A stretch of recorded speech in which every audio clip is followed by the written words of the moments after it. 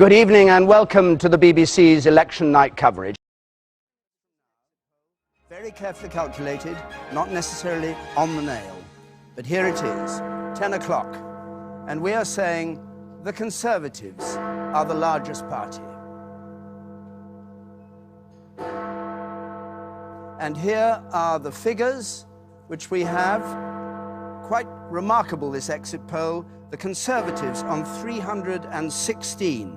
That's up 9 since the last election in 2010. Ed Miliband for Labour, 77 behind him at 239, down 19 from the last election. And the other parties, the Liberal Democrats and the Scottish National Party. Look at the Scottish National Party. 58 for Nicola Sturgeon. That's every seat but one in Scotland taken by the SNP. Nick Clegg for the Liberal Democrats on 10. That's down 47 from the last election. UKIP, we're saying on 2. Treat that with caution because it's a new entry in a sense in this game. It's difficult to work out in places where UKIP hasn't stood before what it'll be like, but that's what we're saying at the moment. 2 for UKIP. So that's the remarkable scene that our exit poll is revealing. We shall discover when the first results start coming in how accurate it is. But if that is the story, it is a quite sensational story. If that exit poll is right, then after this election, then the Tories have more or less lost the majority for their coalition. And the question is, if the exit polls are right, which, you know, it's really difficult to say, bearing in mind we always knew how close it was going to be in so many seats. The question is whether they would be able to form a majority in the new parliament that's just been elected. You aren't seriously saying that if the exit poll is correct, and given that the Liberal Democrats would have 10 seats and they'd get an alternative, whatever it would be from Northern Ireland, from the DUP, that it would be wrong of them to carry on in government in favour of a party that, according to our exit poll, will have lost nearly 20 seats? Their majority for their coalition, according to the exit polls, is right down. The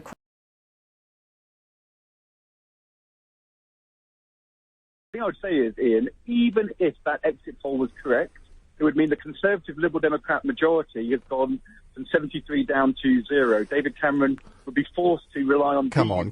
The Conservatives will be up 10 seats. You can't paint that as anything other than a victory for David Cameron. That's not the way in which Parliament works, Ian, because it's not decided by you or me or the pollsters. It's decided by the people in the ballot boxes who elect... And they will have overwhelmingly rejected your party. David Cameron can only be Prime Minister if there is a majority in the House of Commons for a centre-right government. And if David Cameron can't get a majority, he will stand down. And as you know, all it takes is for the exit poll... Are you seriously telling me that you think with this, if this result is true, that David Cameron would be forced to stand down? That's delusional. Oh, I was just saying, Ian, if the exit poll is out by 10 seats, I think it is unlikely in those circumstances David Cameron will be able to form a government because there'll be no majority of his Queen's speech. He will then stand down, Ed Miliband will become the Prime Minister, and we will put a progressive Queen's speech and budget to Parliament. Ed Miliband would become Prime Minister on 239 seats. I'd like to have the pills you've been taking.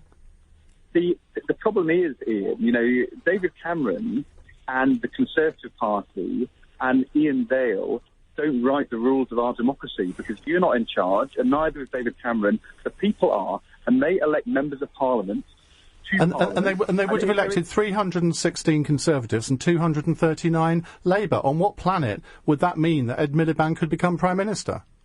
As you know, Ian, if David Cameron cannot secure a majority for a centre-right government, a right-wing government, and I think if he's 10 out on this exit poll, he won't, then it would be for the second largest party, Ed Miliband's party, the Labour Party, to put a centre-left Queen's speech. Oh, talking to the SNP. No, not at all. It would be for Ed Miliband. Ed Miliband becomes Prime Minister.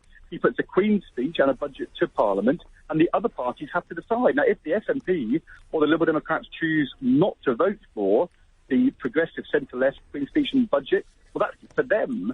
but it would be absolutely constitutionally for Ed Miliband to do that. It is on a knife edge, even on this exit poll, whether David Cameron stays in Downing Street, because his majority has been entirely wiped out.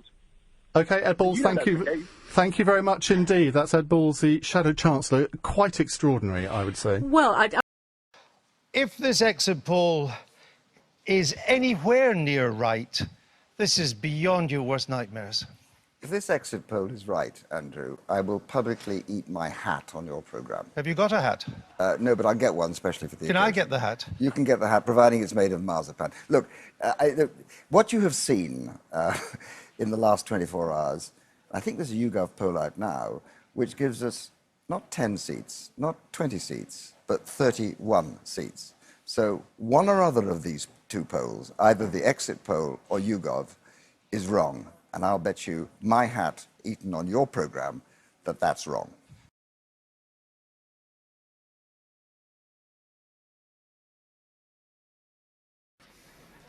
I think Nigel Farage has won, and I think he's probably won by a bigger margin than what people think. I think we're going to do well in Kent, we're going to do well in Essex, and what we're finding is that we're performing well on our target seats. We've got lots of pledges, and we've had a really good day getting out our vote. I must say, though, David, I do think that your exit poll is wrong. I really can't see the Conservatives getting over 300 seats, and I can't see Labour falling under 260. Equally, UKIP will get more than 2 seats. Why do you say that? Why do you think it's wrong? From information you've gleaned from your party workers, or what? Well, I'm just not... 11 opinion polls in the past 2 days tell us one thing, and your exit poll tells us another.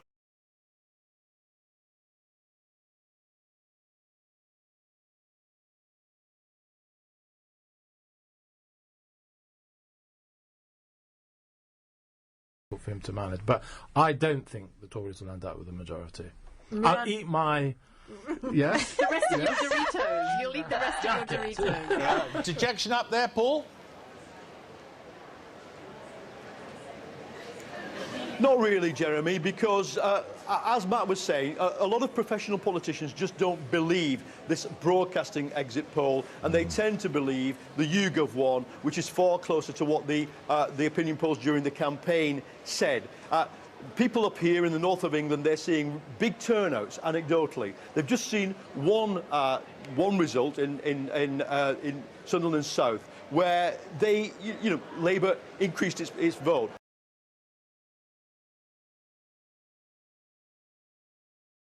But we just do not know if it's right. So you're keeping the faith, are you, Paul?